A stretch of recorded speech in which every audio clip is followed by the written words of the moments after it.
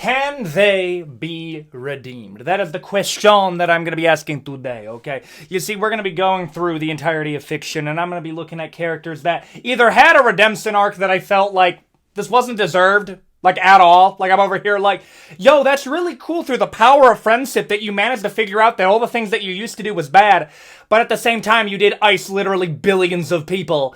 And I think a hug is not a good punishment for the things that you did. Or there's some other characters that I'm kind of like, they're not a villain, though. Like, what do they actually do? Like, oh my goodness, they were a little bit too mean? Boo-hoo! They made the world a better place. I'm sorry. I don't know what to tell you, okay? We're going to be doing all that in today's video. We're going to be going through characters like Kylo Ren from the Star Wars movies, to Arkham Knight from the Batman Arkham games, to Homelander from The Boys, and we are going to be ranking them on, honestly, man, what I feel like their redemption arc will look like if they ever do get a redemption arc. What do they have to go through to get a redemption arc that I feel would be worth it, okay? What type of humbling do I believe they would have to go through for me to make it believable, okay? And if that video sounds interesting to you, please consider like, comment, and subscribe. We are trying to get to 300,000 subscribers before the end of the year. We're on track to hit it. It's going to be real close, bro. It will be very close. Like, we're going to be right on the edge in December. But I feel like we have a real solid chance of hitting it if you guys hit the subscribe button, hit the bell icon to stay notified. We try to get videos out 6 days a week, and we got streaming that's going to be starting up pretty soon, and I'm so hyped for that. And you know what? With all that out of the way, let's get into the video. Let's go. Kylo Ren. Okay, what crimes are you accused of, my brother? What did you do? What did you do? Okay, you nearly got iced by your uncle Luke Skywalker, and then you proceeded to crash out with the edgy kids in school, and then proceeded to absolutely annihilate children inside of, again, the uncle that was trying to ice his school, to the point that it caused him to go into such a deep depression where he proceeded to basically become a space hobo. Yep, that's basically what happened in the Star Wars movies. However, let me just tell you something right now. Let me ask you this. Imagine you over here having a good old rest, okay? You went to Star School, you're learning how to be a Jedi from your cool Uncle Luke, who's a legend, and then you wake up and you find out that, like, your uncle tried to ice you. And that's another thing, bro. Like, I'm sorry, dude. Kylo Ren kind of became justified to me, at least in that moment. Because if I woke up and my uncle was looking like he was suffering PTSD from looking at the Emperor for too long, and then proceeded to unsheath the lightsaber on me, I probably would have freaked out too, bro. Like, I probably would have done the Force to collapse our little hut too. Like, he's completely justified in that manner. But a lot like his grandpa, I don't understand the slaughtering of younglings. Like, I don't get that. That's the part where you start losing me. It's kind of like, you know, like it's kind of like Anakin's over here. Like, I wanted to get rid of the Jedi Republic. They are corrupt. They want to be peacemakers, but they don't want to get involved with slavery in the Outer Rim. I will bring peace and justice and security to my new empire. And I'm over here like, based, Anakin, based. And I'm going to use the power of the Force to save my baddie fiance, based. And I'm going to slaughter all the younglings. Pause. When did that, what? Excuse me? When did that happen? And that's where I'm at with Kylo. Like, I understood crashing out on Luke Skywalker. I understood that. I understand even throwing away the Jedi rules, because as much as George Lucas will say something like, well, the Jedi aren't necessarily the good guys, and the Sith aren't necessarily the bad guys, but I'm gonna make the Sith... Okay, I'm sorry, let me just rant about this really quick. I hate when George Lucas says that. And I think George Lucas, like, I think he's a talented guy. I really do. But, like, you know what would have made it better? Imagine if we got a full trilogy where the Sith are actually the good guys. Like, would that not actually make it a little bit better? Like, imagine if the new trilogy was, like, in this new order that, like, Luke made hundreds of years later, the Jedi become corrupt again, and it's the Sith that have to bring balance to the Force.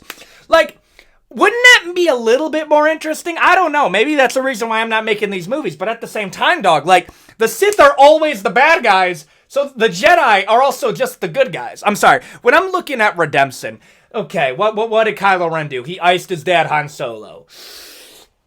He single-handedly saw over the blowing up of billions of people. Ooh!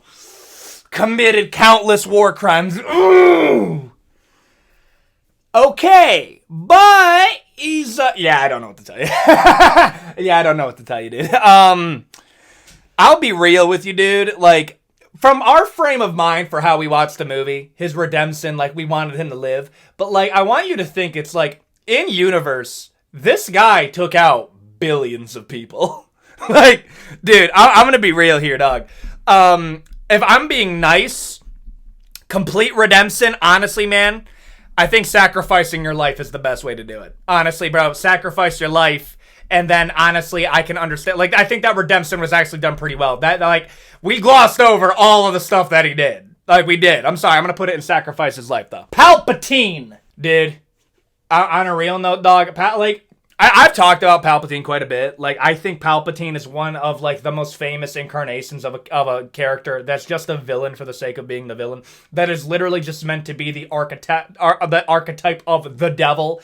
And that this character is tempting Anakin, who's meant to be, like, an angel fallen from grace. And that kind of leads into a lot of the symbolism that, like, Revenge of the Sith has. And it's kind of like this internal conflict. I'm sorry, like, we're getting into, like, the narrative themes of Revenge of the Sith and how it's actually really goated.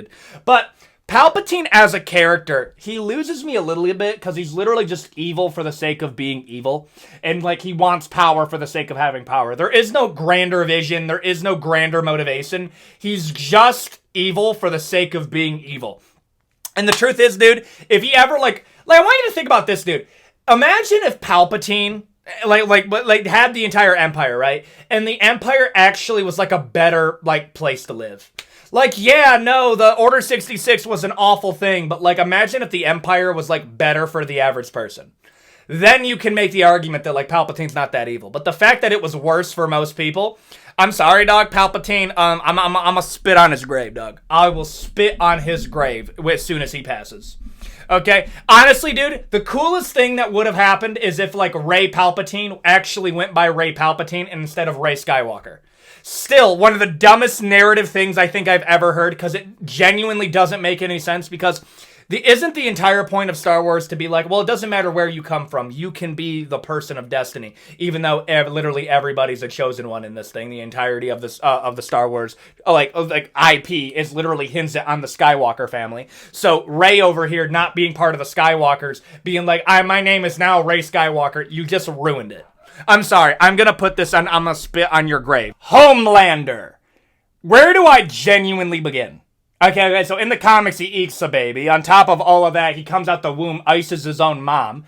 Outside of that, like, annihilates literally hundreds to thousands of people by the end of the run. On top of all of that, we have the kithing that was going on. Just an all-around evil human being, if you consider him a human being. And on top of all of that, bro, like, I can understand, like, there's a sympathetic nature to Homelander. Like, you can understand a little bit, like, his upbringing. I can understand how you could hate humanity. He did not come from, like, a warm, loving household. He didn't come from any of that. He was very strictly, basically, an IP, a project that was made for a company. So he views himself as that, and he views everyone around him as props.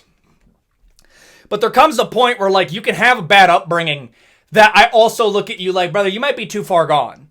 Let's say this. What would Homelander have to do to be redeemed? That's the question that I'm going to ask here. And the truth is, man, like there would have to be a grander threat, more evil than him. Like, that's how crazy that has to be, bro. Like, it would literally have to be like Thanos or Brother, you can make the argument that Thanos is just a better person than like Homelander is. Okay, how about Darkseid? Let's say Darkseid shows up. Homelander's like, hey-o, I'm going to take you out. And let's just forego all levels of power scaling, and let's say Homelander wins. Does that redeem him? Honestly, dog, probably not. Like, Homelander has done so many bad things that, like, is it to the level of Palpatine? Not yet, but we're getting there. We're getting there really quick. And the craziest part about it is there's so many other people that I would actually consider a little bit more evil. That, like, the truth is, man, I would consider a half redemption if he sacrificed his life, but it's literally right next to Palpatine.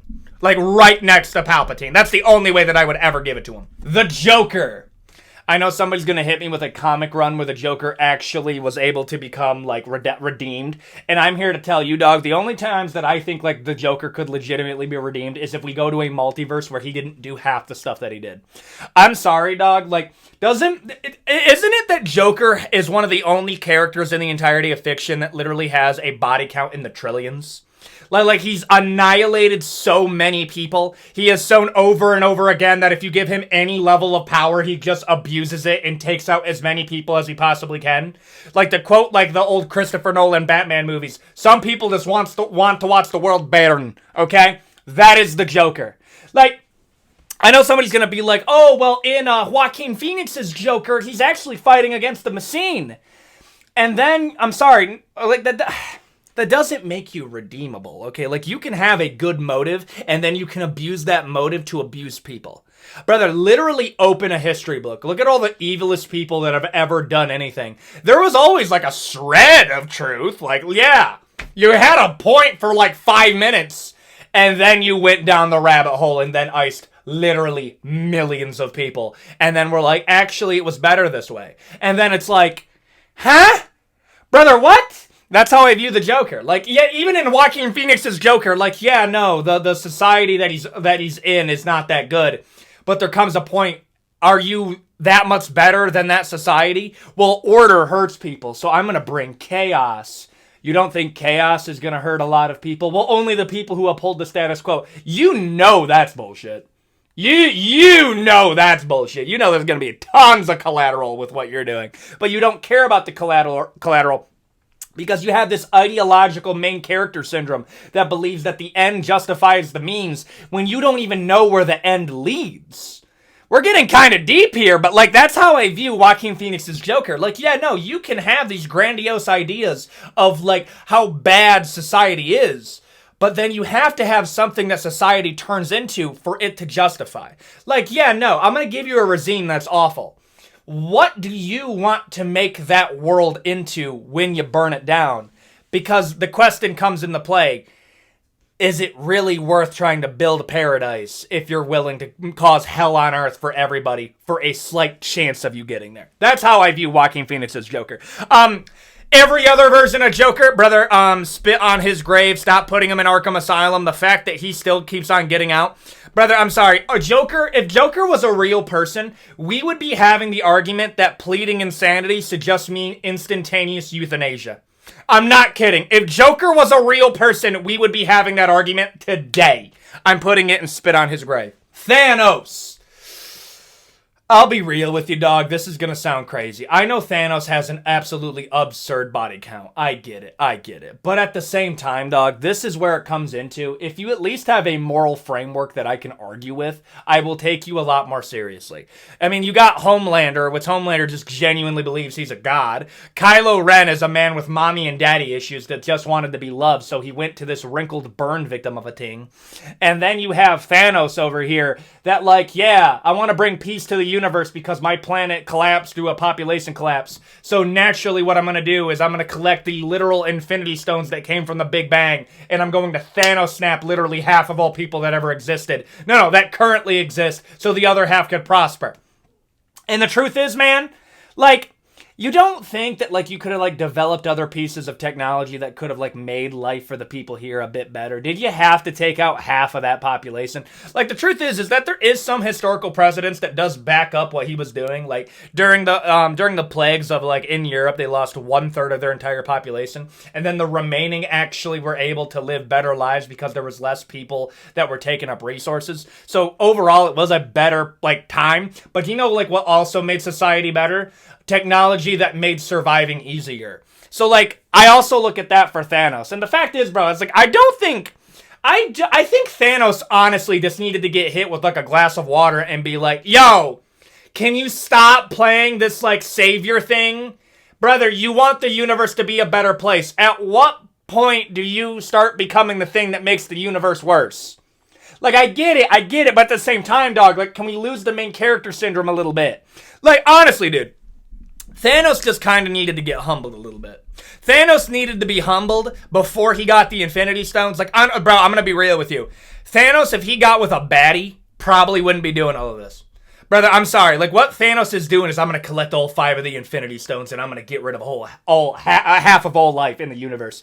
Dog, that's a man that's been single for way too long. Get this man a big 6'7" goth mommy, and he will drop it real quick. That's all I'm saying, bro. Get humbled, though. Sane from The Walking Dead. Dog, I maintain this.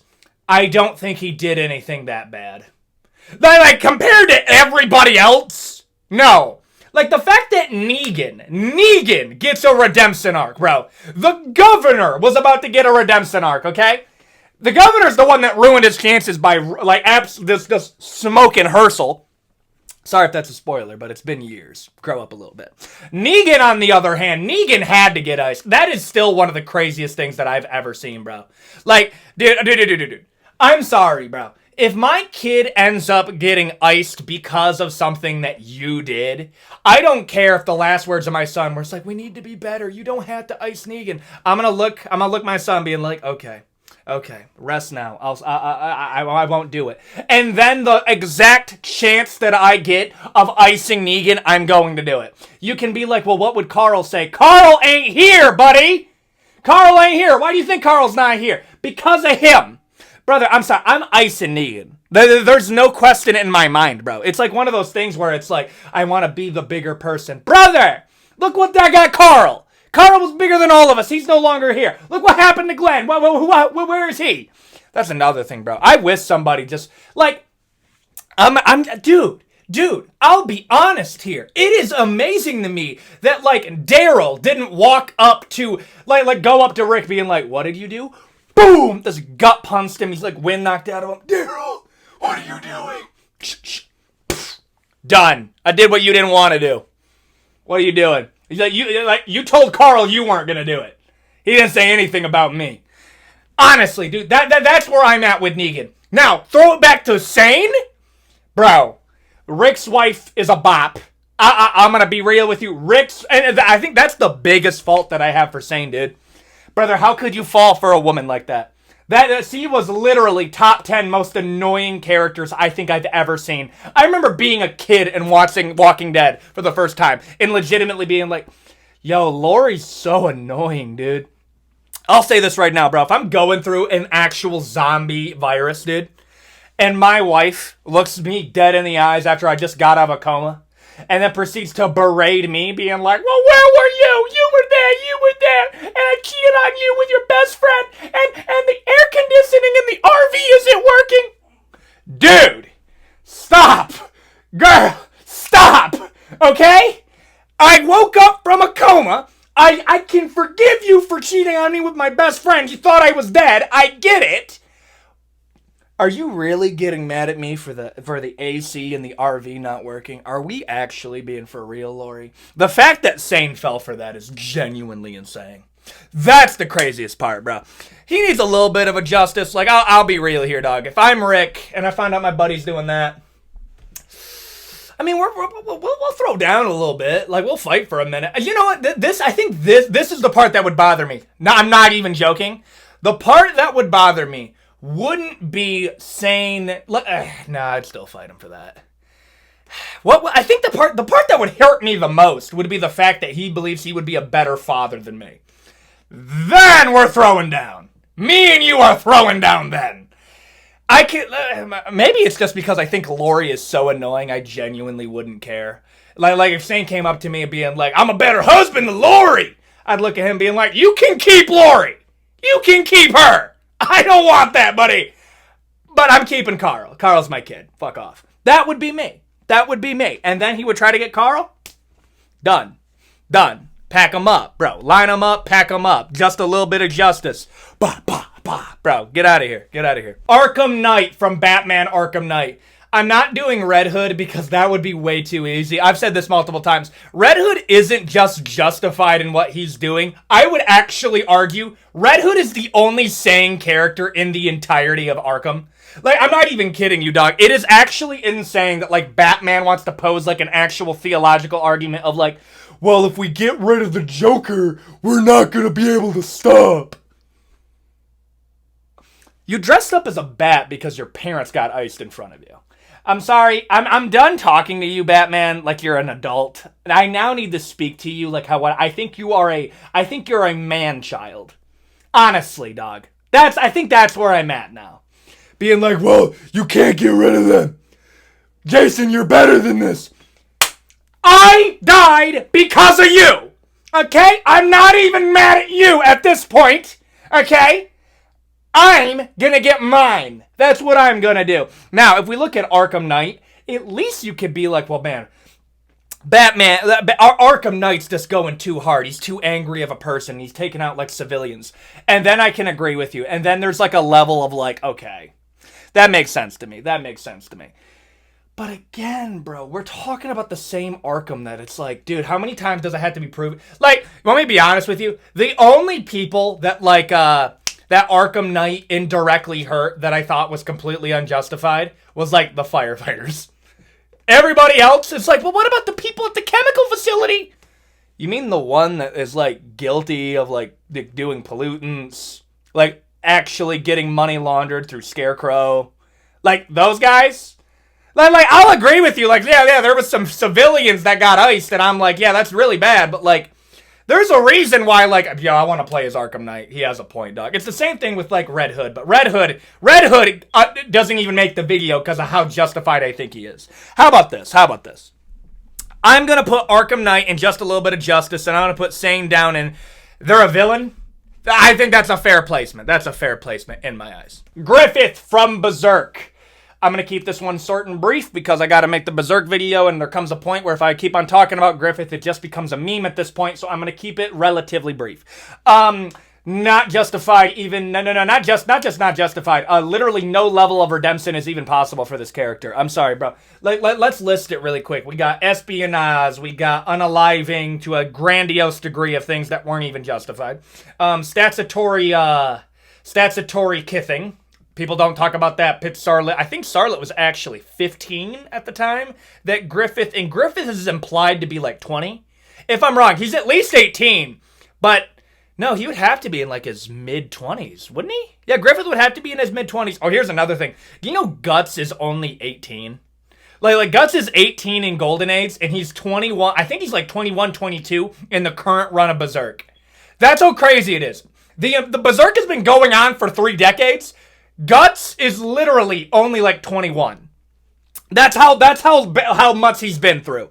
If we're looking at Griffith, dog, okay, we have all of that. Now, if you want to make the argument that he was already punished for a lot of the stuff that he went through, and this is a solid argument that I'll have, but I'll do this more in the Berserk video, and I'll give you a short snippet of it. You can say that after Griffith goes through his humbling, if you know what I'm saying, he gets his body absolutely decimated, his tongue removed, like gets destroyed. If he still refused to do the eclipse at that point, and then they slowly but surely were able to heal him through, like, brother, there is some means that you could kind of heal Griffith. Now, to his previous strength, probably not. But you could heal him enough to the point that you could relieve a lot of his pain. Then we could have had a redemption with Griffith because we would have had a Griffith that had everything stripped away from him, but he refused to sacrifice those that he cared about. The moment the eclipse happens, he becomes completely and utterly unjustifiable because that is what the narrative is doing. The reason that the eclipse was meant to be so brutal is that the whole purpose of it was Griffith meant to do something so evil that it burned his soul away. The reason that he did that to Casca, this isn't meant to justify it, but it does offer, like, why didn't he just ice Casca and Guts right then and there? Because part of trying to become a member of the God Hand is you have to commit so much evil that your soul gets ripped away from you. So what Griffith did was meant to be as evil as possible. So that was the most evil thing that he could have done in that moment. But also, because you're doing all that, brother, there's no redemption. I'm spitting on your grave. Like, I'm spitting on your grave, effective immediately, no question. Peacemaker! Peacemaker Season 2 just ended. I kind of want to yap about it a little bit. Here's the truth. I think the redemption of Peacemaker is very well done, but I also need to yap about this. It is kind of crazy that, like, the Justice League treats Peacemaker as a joke, as if he didn't literally save the world. No. I'm sorry. Season 1 was literally a Justice League level threat. And we know that because the Justice League literally showed up even in the new DCU universe, okay? Even if all of that, He was still just, he saved the world. He did. And the truth is, man, if you were going to look at all of the evil that he did, all of that evil that he did, it is still less than the evil that he protected the Earth from.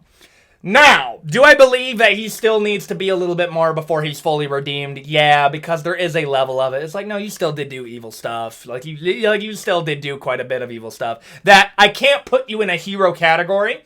But right now, we're at, bottom of anti-hero, very, very dark gray, but we're moving up. What do I need Peacemaker to do? Honestly, dog, I mean, depending on what happens at the end of Season 2, where we're going in, Season 3, because I think they are going to make a Season 3, but I think it's going to be delayed quite a bit.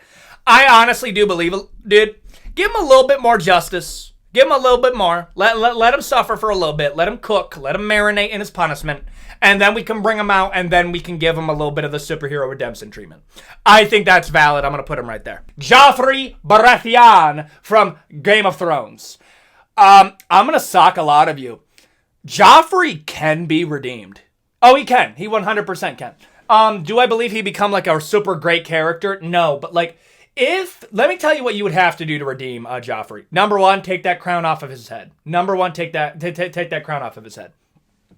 You can give him the reek treatment, dog. You can do that if you really want to. If you gave him the reek treatment, I do believe that would be a suitable amount of punishment for redemption. But I'm gonna be real here, dog. There is a level of it where it's Joffrey is a kid. No, he's an evil kid, 100% an evil kid. But, I'll be real with you, dog.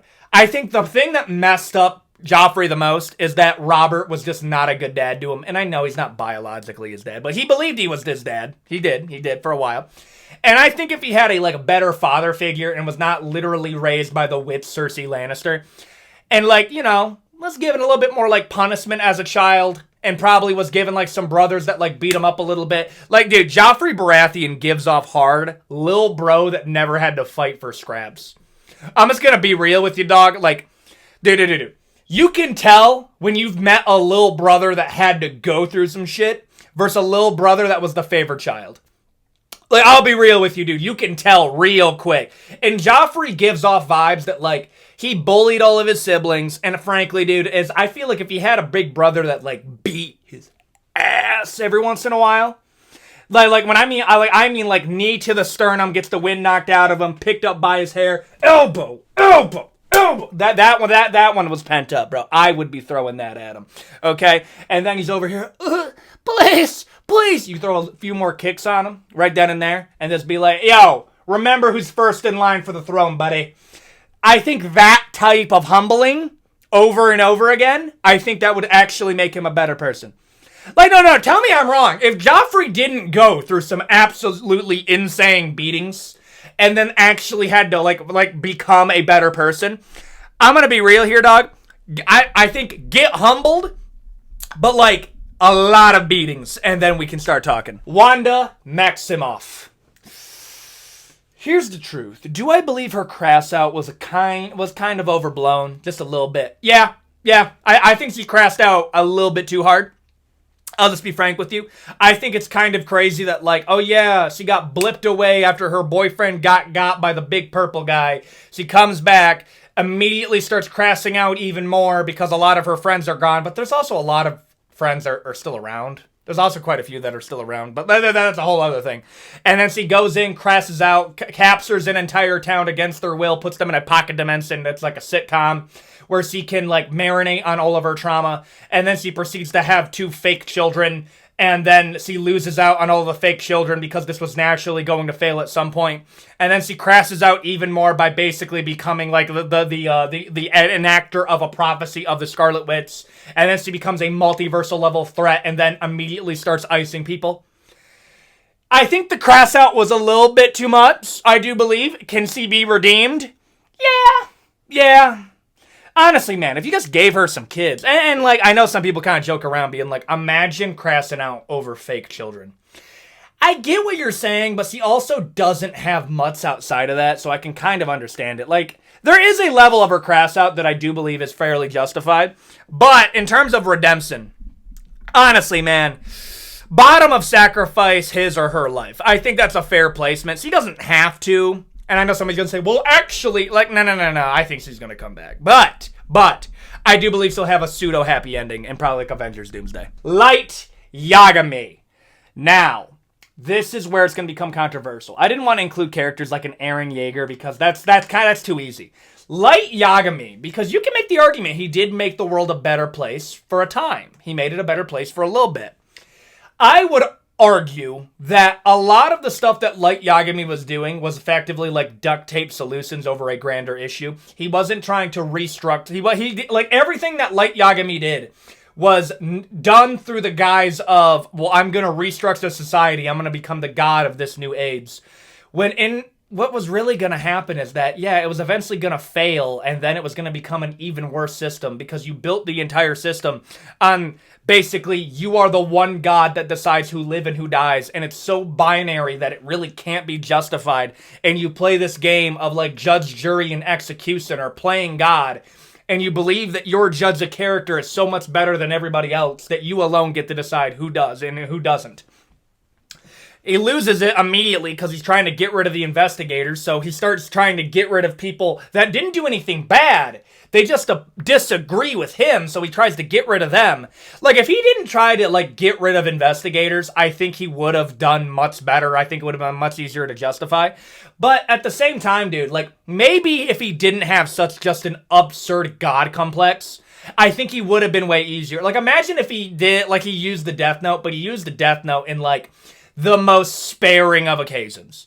Like, dude, it was getting to a point, like, dude, he was icing so many people that his hand must start hurting from all, like, the writing that he was doing, bro.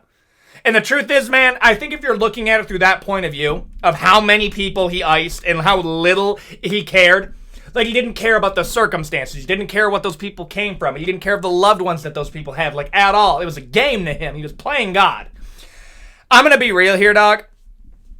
Honestly, sacrifice his life for the greater good, and then we would have had that. No, that doesn't mean Light Yagami was redeemed by the end of the show. I mean, like, if he legitimately gave his life for a better goal, I think he would have been justified. But I'm going to put it in that. And there you go. Those are characters that I believe could and could not be redeemed. Okay, if you enjoyed this video, please consider like, comment, and subscribe. We are trying to get to 300,000 subscribers before the end of the year. That is the goal. And if you want to help me with that, all you gotta do, hit the subscribe button, hit the bell icon to stay notified. We try to do 5 to 6 uploads a week. That is the goal. And stay notified to watch those. And with all that out of the way, I will see you all in the next video. Adios, guys.